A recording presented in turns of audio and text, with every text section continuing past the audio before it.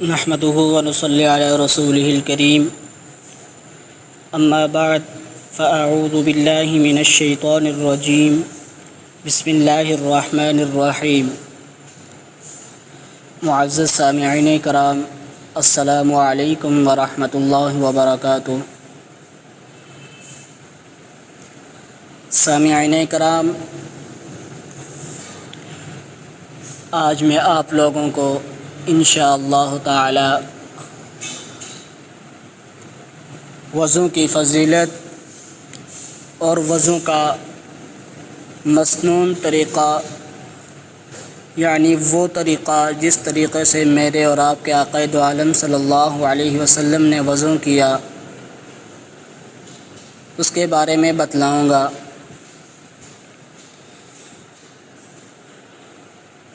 اور ساتھ ہی وضو کے فرائض اور اس سے متعلق جو مسائل ہیں ان کے بارے میں بھی انشاءاللہ تعالی ایک ایک کر کے آپ لوگوں کو بتلاؤں گا.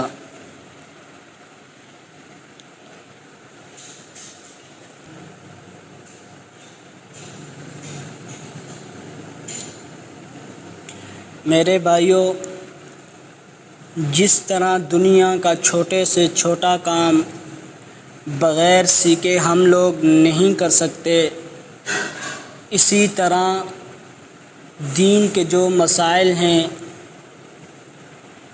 دین کے جو احکامات ہیں، ہم لوگ ان کو بغیر سیکھے نہ ہی کر سکتے ہیں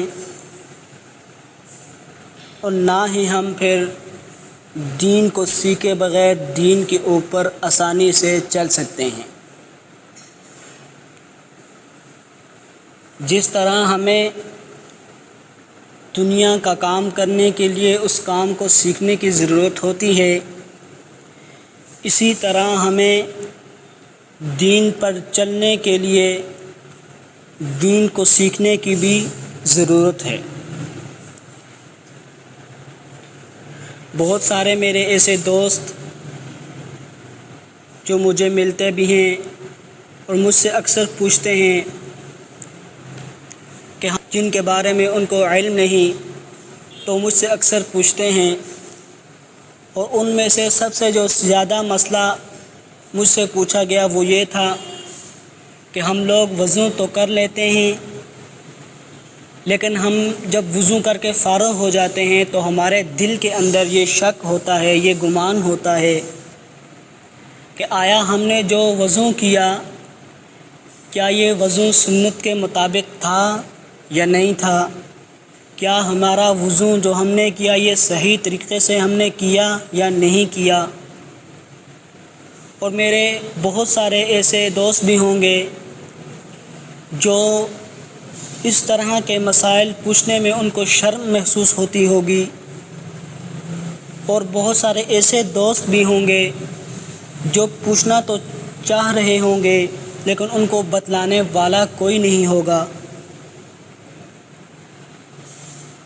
یوٹیوب کے اوپر بہت سارے علماء اکرام نے اپنے اپنے انداز کے اندر وضو کا طریقہ، وضو کے فرائض، وضو کے جتنے بھی مسائل ہیں ان سب کے بارے میں بتلایا ہوا ہے.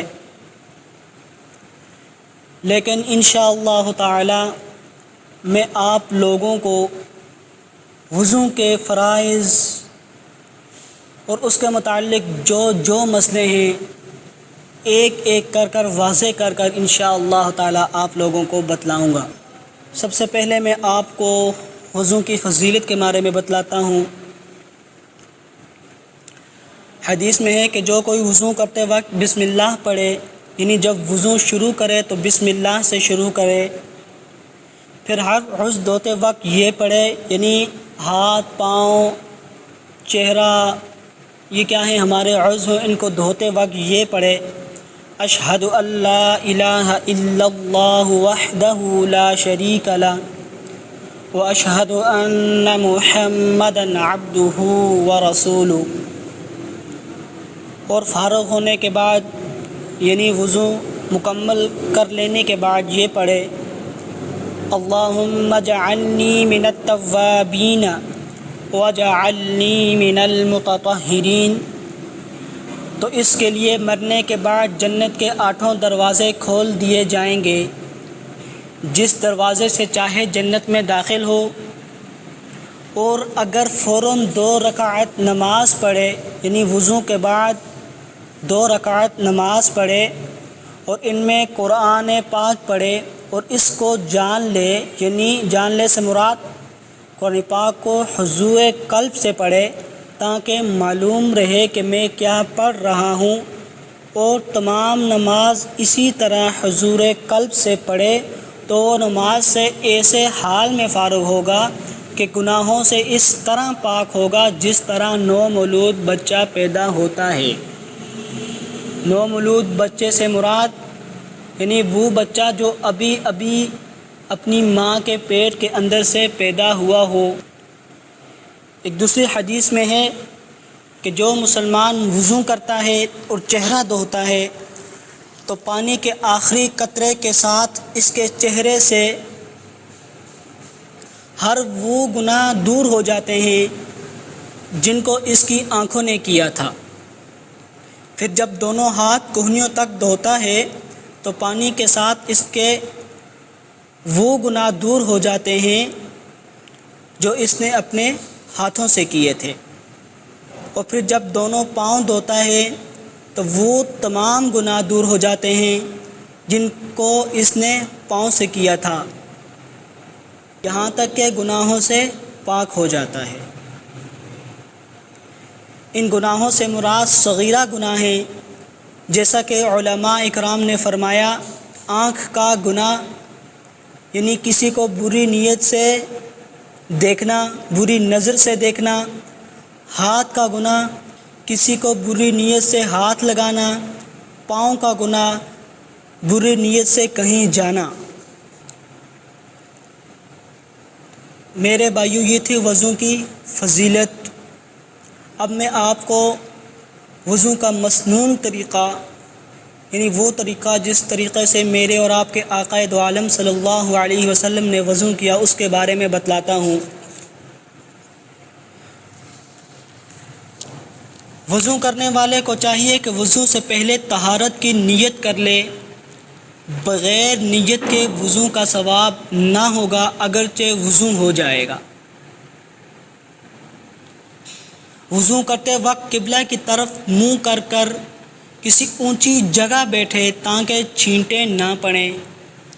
وضو شروع کرتے وقت بسم اللہ الرحمن الرحیم کہے اور سب سے پہلے 3 دفعہ گھٹوں تک ہاتھ دھوئے، پھر 3 دفعہ کلی کرے، مسواک کرے۔ اگر مسواک نہ ہو تو کسی موٹے کپڑے یا انگلی سے اپنے دانت صاف کر لے تاکہ میل کچیل دور ہو جائے۔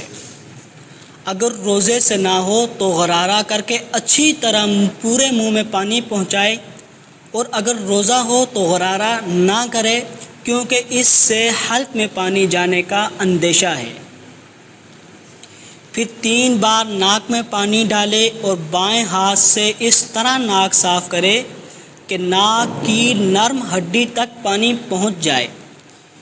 جس کا روزہ ہو وہ نرم ہڈی سے اوپر پانی نہ لے جائے۔ پھر سر کے بالوں سے لے کر تھوڑی کے نیچے تک اور ایک کان کی لو سے دوسرے کان کی لو تک 3 دفعہ چہرہ دھوئے۔ دونوں آبروؤں کے نیچے بھی پانی پہنچائے تاکہ کہیں کوئی جگہ خشک نہ رہ جائے۔ پھر 3 مرتبہ دایاں ہاتھ کہنی سمیت دھوئے، پھر بایاں ہاتھ کہنی سمیت 3 دفعہ دھوئے، اور ایک ہاتھ کی انگلی کو دوسرے ہاتھ کی انگلیوں میں ڈال کر خلال کرے یعنی مسح کرے۔ انگوٹھی، چھلا وغیرہ جو کچھ بھی پہنا ہوا ہے اسے ہلا لے تاکہ کہیں اس کے نیچے کوئی جگہ خشک نہ رہ جائے۔ پھر 1 مرتبہ پورے سر کا مسح کرے، پھر کان کا مسح کرے، کان کے اندر کے حصے کا شہادت کی انگلی سے اور کان کے اوپر کے حصے کا انگوٹھوں سے مسح کرے۔ پھر انگلیوں کی پشت سے گردن کا مسح کرے، لیکن گلے کا مسح نہ کرے کیونکہ یہ بدعت ہے۔ کان کے مسح کے لیے نیا پانی لینے کی ضرورت نہیں، بلکہ سر کے ہاتھ میں لگا ہے وہی کافی ہے۔ 3 بار دایاں پاؤں ٹخنے سمیت دھوئے، پھر بایاں پاؤں ٹخنے سمیت 3 دفعہ دھوئے اور بائیں ہاتھ کی چھوٹی انگلی سے پیر کی انگلیوں کا خلال کرے۔ دائیں پاؤں کی چھوٹی انگلی سے شروع کرے اور بائیں پاؤں کی چھوٹی انگلی پر ختم کرے۔ میرے بھائیوں، یہ وضو کا تفصیلی طریقہ ہے۔ وضو میں بعض چیزیں فرض ہیں جن کے چھوڑ دینے سے وضو نہیں ہوتا، بعض چیزیں سنت ہے جن کے کرنے کی شریعت میں تاکید آئی ہے۔ کبھی کبھار چھوٹ جائیں تو صرف ثواب میں کمی آتی ہے، اور ان کو چھوڑنے کی عادت بنانے سے انسان قابل ملامت اور گنہگار ہو جاتا ہے، اور بعض چیزیں مستحب ہیں جن کے کرنے سے ثواب ملتا ہے اور نہ کرنے سے کوئی گناہ نہیں ہوتا۔ تو میرے بھائیوں، یہ جو میں نے ابھی آپ کو بتایا یہ وضو کا مکمل اور تفصیلی طریقہ تھا۔ اب میں آپ کو وضو کے فرائض اور ان سے متعلقہ مسائل کے بارے میں بتلاتا ہوں، کیونکہ فرض جو ہوتا ہے ان کا ادا کرنا ضروری ہوتا ہے۔ اگر کوئی ایک فرض بھی رہ جائے تو وضو نہیں ہوگا۔ تو وضو کے کتنے فرض ہیں؟ 4۔ کتنے ہیں؟ 4 فرض ہیں۔ نمبر 1، ایک مرتبہ چہرہ دھونا۔ کتنی دفعہ؟ 1 مرتبہ۔ ہم لوگ جو 3 دفعہ دھوتے ہیں وہ کیا ہے؟ وہ ہے سنت۔ 1 دفعہ اگر آپ لوگ اپنا چہرہ دھوتے ہیں تو آپ کا فرض کیا ہو جائے گا؟ ادا ہو جائے گا۔ نمبر 2، ایک دفعہ کہنیوں سمیت دونوں ہاتھ دھونا۔ یاد رکھیں 3 دفعہ دھونا کیا ہے؟ سنت ہے، 1 دفعہ دھونا فرض ہے۔ نمبر 3، ایک مرتبہ چوتھائی سر کا مسح کرنا۔ ہم لوگ جو پورے سر کا مسح کرتے ہیں، گردن کا مسح کرتے ہیں، وہ کیا ہے؟ وہ سنت ہے، اور چوتھائی سر کا مسح کرنا کیا ہے؟ فرض ہے۔ نمبر 4، ایک مرتبہ ٹخنوں سمیت دونوں پاؤں دھونا۔ اگر ان میں سے ایک چیز بھی چھوٹ جائے گی یا کوئی جگہ بال برابر بھی خشک رہ جائے گی تو وضو نہیں ہوگا، آپ لوگوں کو وضو دوبارہ کرنا پڑے گا۔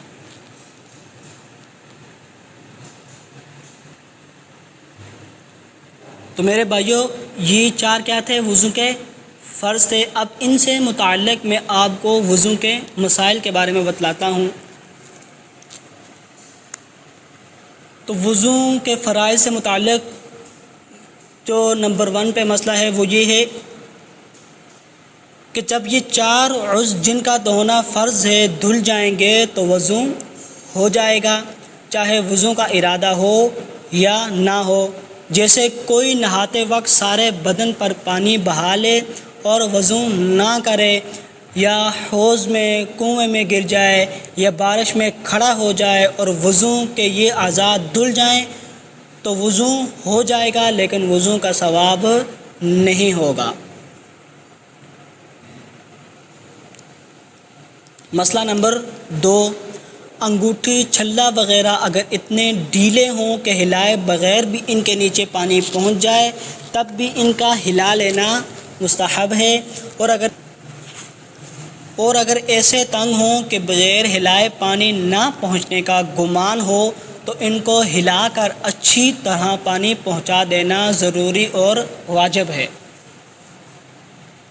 مسئلہ نمبر 3، اگر کسی کے ناخن میں آٹا وغیرہ لگ کر سوکھ گیا اور اس کے نیچے پانی نہیں پہنچا تو وضو نہیں ہوا۔ جب یاد آئے اور آٹا دیکھے تو اسے چھڑا کر یعنی اسے صاف کر کر پانی ڈال لے، اور اگر پانی پہنچانے سے پہلے کوئی نماز پڑھ لی تو وہ نماز دوبارہ لوٹائے۔ یعنی اگر کسی شخص نے دیکھا کہ اس کے ہاتھوں میں ناخنوں کے نیچے آٹا لگا ہوا تھا اور اس نے وہ آٹا دھویا نہیں، اس نے ویسے ہی جا کر نماز پڑھ لی، اور بعد میں اس نے وہ دیکھا، یعنی اور آٹا اس کو بعد میں نظر آیا تو اس کی جو نماز پڑھی ہوگی وہ اس کو دوبارہ پڑھنی پڑے گی اس آٹے کو ہٹا کر۔ مسئلہ نمبر 4، تھوڑی کا دھونا فرض ہے بشرطے کہ اس پر بال نہ ہوں یا اس قدر کم ہوں کہ کھال نظر آئے۔ مسئلہ نمبر 5، ہونٹ کا جو حصہ منہ بند ہونے کے بعد دکھائی دیتا ہے اس کا دھونا فرض ہے۔ مسئلہ نمبر 6، داڑھی یا مونچھ یا بویں اتنی گھنی ہوں کہ کھال نظر نہ آئے تو کھال کا دھونا فرض نہیں، بلکہ وہ بال ہی کھال کے قائم مقام ہیں، ان پر پانی بہا دینا کافی ہے۔ مسئلہ نمبر 7،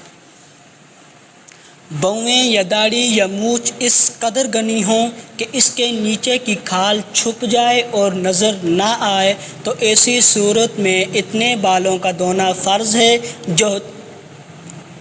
جو چہرے کی حد کے اندر ہیں، باقی بال جو حد مذکورہ سے آگے بڑھ گئے ہوں ان کا دھونا فرض نہیں۔